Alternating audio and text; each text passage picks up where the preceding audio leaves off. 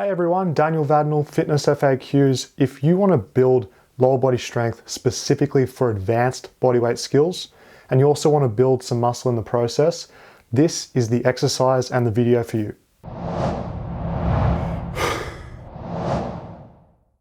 Let's break down the reverse hyperextension exercise and why, if you do bodyweight fitness, you should be including this within your training arsenal.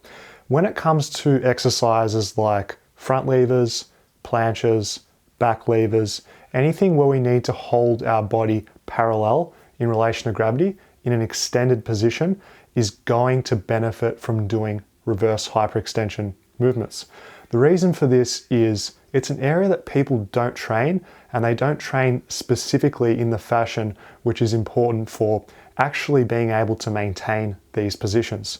This is because when you're in the movement, you need a significant amount of hip strength, so more specifically hip extension strength, with your legs in a straight position.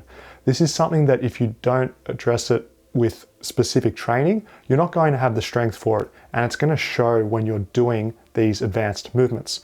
The reason why the reverse hyperextension is so good, because it trains what we need to get better at.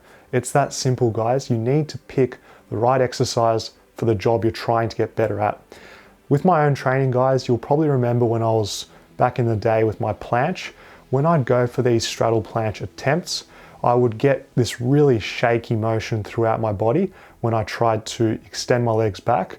And initially I thought, was this some type of CNS overload where I'm putting so much effort into the movement that I'm just shaking so much? No, reality was I just lacked that inner range hip extension strength with legs straight. So basically what this means, my glutes and my hamstrings and even my lower back to a certain extent were not strong enough or capable of sustaining the position that I was trying to force myself to get into.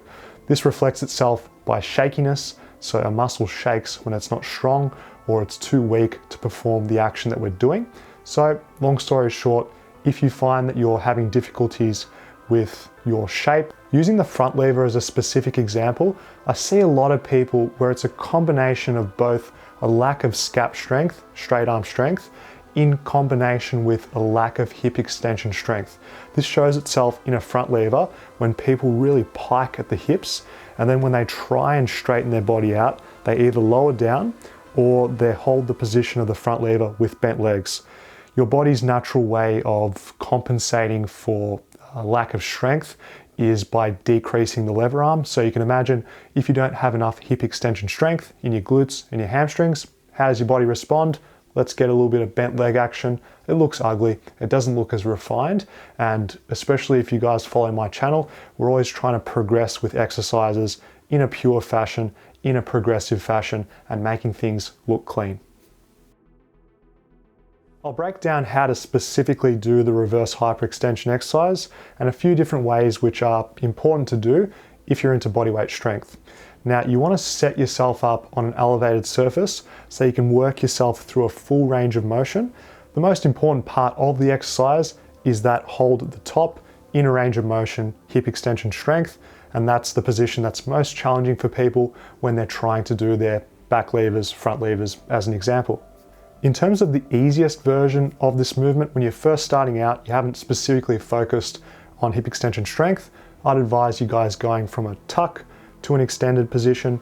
Whichever one you use depends on what you're trying to train for.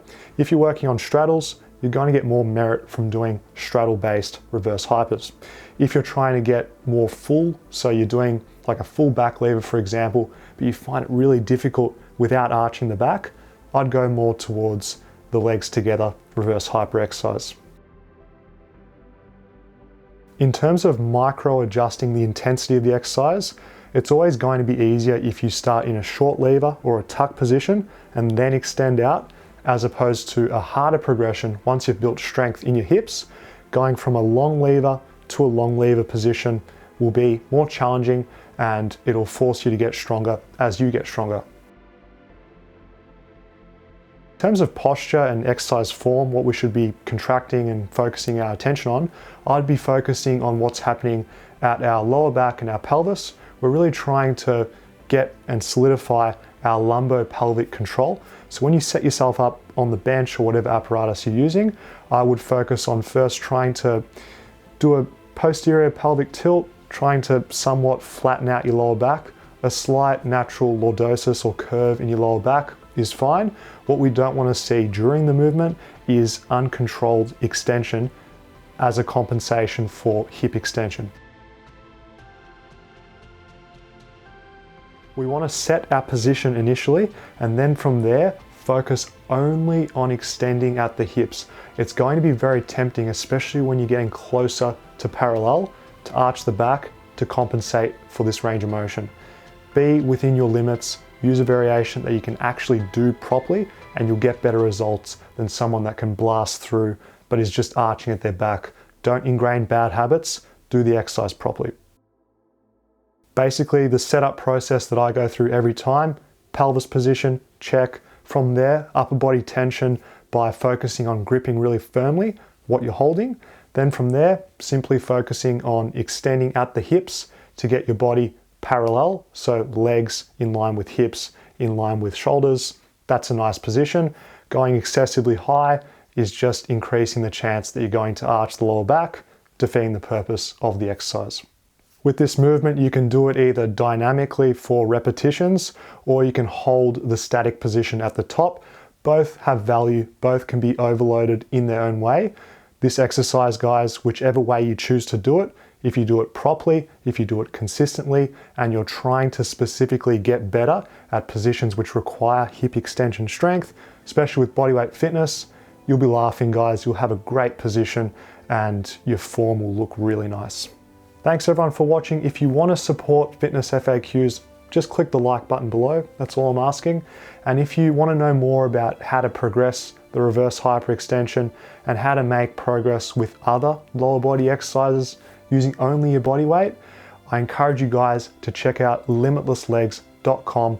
We're launching on the 1st of August 2017. Sign up now.